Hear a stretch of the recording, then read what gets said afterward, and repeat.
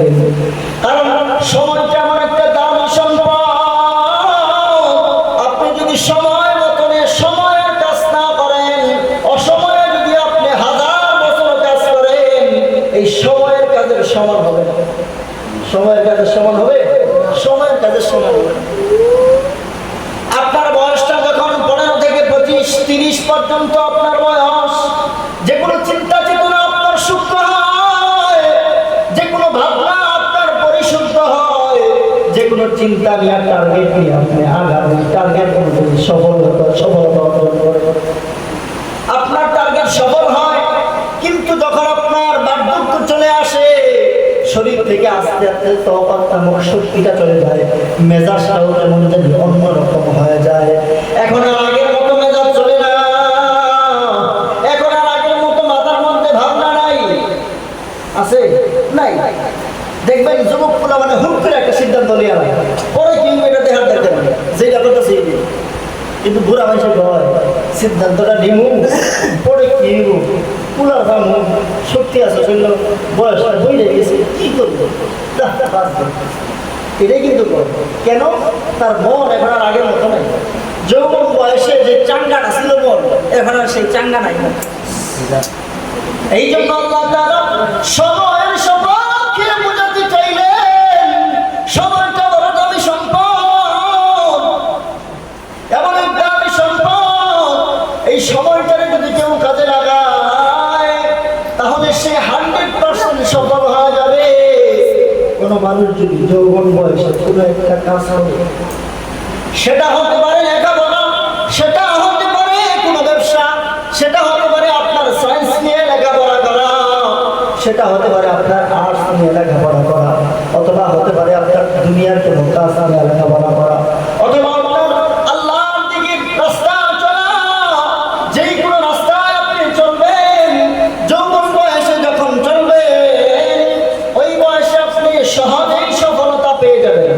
সহজেই কি পেয়ে যাবেন? সহজেই সফলতা পেয়ে যাবেন।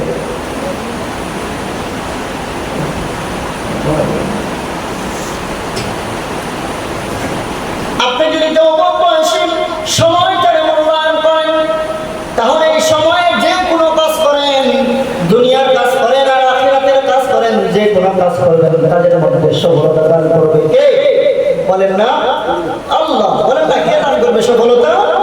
আল্লাহ দান করবে সফলতা। যেই কোনো কাজ করেন, দুনিয়ার কাজ করেন বা দিনের কাজ করেন, যেই কোনো কাজ করবেন, এই কাজের মধ্যে সফলতা দান করবে আল্লাহ। এই জন্য বড় দামি একটা সম্পদ, সেই দামি সম্পদটা হলো সময়। এই জন্য আল্লাহ তাআলা সময়ের কসম খেয়ে বলেন, মানুষেরা বড় ক্ষতিগ্রস্তের মধ্যে আছে, মানুষেরা বড় ক্ষতিগ্রস্তের মধ্যে আছে। এই ক্ষতি থেকে বাঁচার জন্য আল্লাহ তাআলা পরবর্তী আয়াতের অংশে বলে দিলেন, ইল্লা কিন্তু আল্লাযীনা আমানু, যারা ঈমান আনবে, ওয়া আমিলুস সালিহাত, নেক কাজ করবে, ওয়া তাওয়াসাউ বিল হাক্কি, সত্যের পথে থাকবে, ওয়া তাওয়াসাউ বিস সাবরি, ধৈর্য ধারণ করবে। কয়টা পথ? 4টা পথ। এই 4 গুণে গুণান্বিত যারা হবে, আল্লাহ বলে এরা ছাড়া। তাহলে আপনার জন্য এখনো একটা সময় আছে, এখনো একটা সুযোগ আছে। আপনি যদি এই 4 গুণে গুণান্বিত হতে পারেন, তাহলে আপনি এখনো সফল। এখনো কি? এখনো আপনি সফল। শুধু 4 গুণে গুণান্বিত হতে হবে। 1 নাম্বার গুণ কি? ঈমানটারে মজবুত করতে হবে। আল্লাহ তাআলা বলেন, ইল্লা কিন্তু আল্লাযীনা আমানু, যারা ঈমান আনবে, ওয়া আমিলুস সালিহাত, নেক কাজ করবে।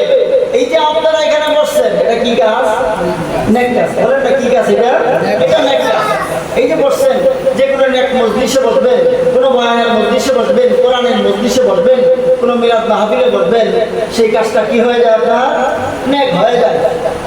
তাহলে আমাদের 1 নাম্বার গুণটা যদি ঠিক হয়ে যায়, আল্লাযীনা আমানু, আমাদের ঈমানটা যদি পাকাপোক্ত হয়ে যায়, আর আমাদের বসাটা যদি সব সময় মজলিসে হয়ে যায়, অথবা সাউবিল হাক্কি, যদি আমাদের চলাটা সত্যের পথে হয়ে যায়, অথবা সাউবিস সাবরি, এবং আমাদের জীবনটা যদি ধৈর্যের সাথে চলতে পারি, তাহলে এই 4 গুণে গুণান্বিত যদি হতে পারি।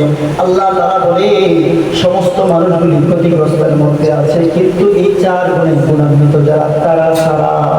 সুবহানাল্লাহ বলেন না? সুবহানাল্লাহ।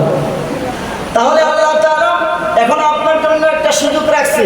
যদি এখন আপনি 2 মনের অবস্থা 1 মনের অবস্থা মাথায় নিতে পারেন না, কিন্তু আপনার জন্য একটা সুযোগ এখনো রয়ে গেছে।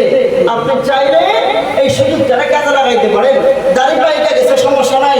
আপনার চুল দাড়ি পড়ে গেছে, সমস্যা নাই। দাঁত পড়ে গেছে, লড়ে লড়ে ভাব, পরে পরে ভাব পড়ে যায়, সমস্যা নাই। আপনি সফলতা অর্জন করতে পারবেন, তবে কয় গুণ অর্জন করতে হবে? 4 গুণ অর্জন করতে হবে। যদি এই 4 গুণ অর্জন করতে পারেন, তাহলে আপনি সফলতা অর্জন করতে পারবেন। এই জন্য 4 গুণে গুণান্বিত আমরা হতে রাজি আছি না? আছি না ইনশাআল্লাহ?